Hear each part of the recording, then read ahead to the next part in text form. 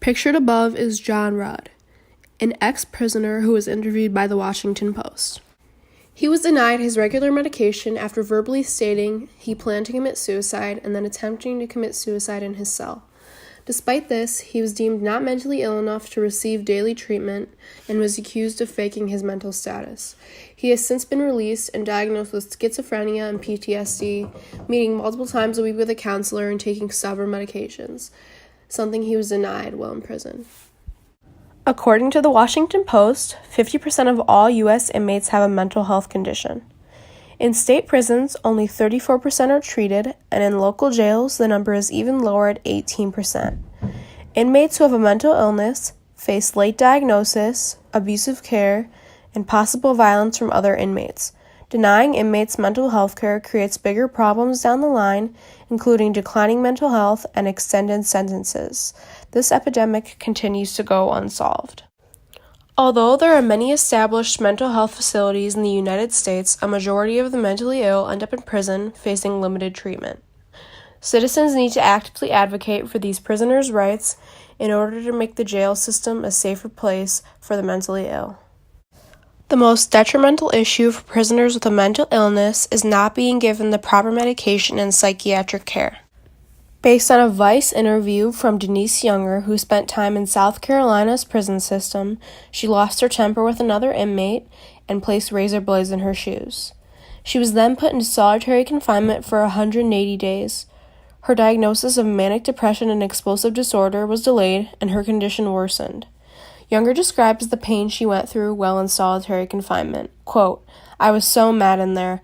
I would beat the door, I would scream and cry, it was awful, I felt worthless, I felt helpless, I felt lost, I was embarrassed." End quote. Aside from being given medication dropped off at her door daily, she was given no access to a therapist or psychiatrist to monitor the effects of the medication. Although this is one story from one inmate, statistics prove these conditions are affecting thousands of American prisoners, all of whom have similar stories as Denise. She does not stand alone when dealing with the shortcomings of the American prison system, such as the use of solitary confinement on the mentally ill, allowing their condition to worsen. Not only does medication and therapy fall short in the prison system, diagnosis of inmates is often late and inaccurate. Even if the prisoner presents signs of a mental illness, it can be overlooked and ignored, creating farther damage. In a new study published in April, researchers combed through records of more than 8,500 Iowa State prison inmates and found that a whopping 99% of mental health diagnoses were first made during incarceration, some as late as 29 months into the prisoner's sentence. Limited resources such as psychologists, medication, psychiatrists, and therapists affect all prisoners, whether they realize they have a mental illness or not. Inmates who aren't able to cope with their illness often contemplate suicide and self-harm. Many inmates have no one to confide in and are not given regular access to a psychologist or psychiatrist. This, combined with mental illness, proves deadly in the prison system.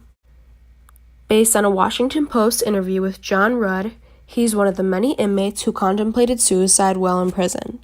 He told staff members he wanted to hang himself, and after being sent to suicide watch, he banged his head up against the wall in an attempt to snap his neck. He was eventually drugged in order to calm down. After this, prison staff concluded he still wasn't mentally ill enough to receive daily treatment. Quote, "After Rudd was removed from suicide watch, psychology staffers determined it was likely he was feigning most of his symptoms. They marked his post-traumatic stress disorder and schizophrenia, a diagnosis made by doctors at a psychiatric hospital as early as 1922, as resolved. Instead, they diagnosed him with an antisocial personality disorder, and he remained at the lowest care level. That meant instead of having mental health staff monitoring him, Rudd was supposed to tell his guards if he felt like hurting himself again." End quote. John Rudd will never forget the time he spent in prison, mainly due to the misery he experienced when fighting a long, hard battle with his mental illness. Right now, thousands of U.S. inmates share the same story as John Rudd, not having access to proper care.